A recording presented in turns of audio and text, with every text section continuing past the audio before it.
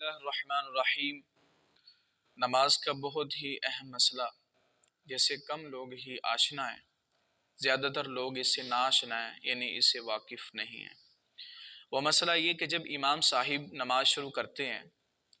تو اس میں تکبیر تحریمہ کہی جاتی ہے، یعنی اللہ اکبر یہ تکبیر کہی جاتی ہے اور نماز کو سٹارٹ کیا جاتا ہے، شروع کیا جاتا ہے۔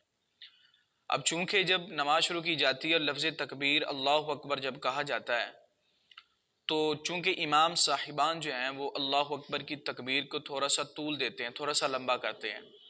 تو جب امام صاحب اللہ اکبر کہتے ہیں تو بعض نمازی امام صاحب کے اکبر کہنے سے پہلے پہلے اپنی نماز کی نیت کر کے نماز شروع کر دیتے ہیں اور وہ سمجھتے ہیں کہ ہماری نماز شروع ہو گئی ہے۔ حالانکہ شریعت اسلامیہ فرماتی ہے جب تک امام کی تکبیر کمپلیٹ نہ ہو جائے، جب تک وہ اللہ اکبر پورا نہ کہہ لے،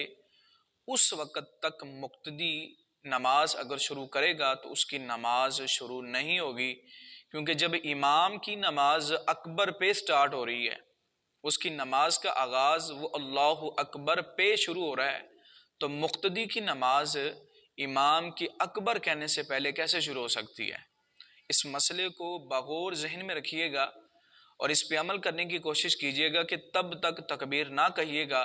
جب تک امام اللہ اکبر پورا نہ کہہ لے۔ اللہ تعالیٰ دعا ہے کہ اللہ تعالیٰ ہمیں عمل کرنے کی توفیق عطا فرمائے۔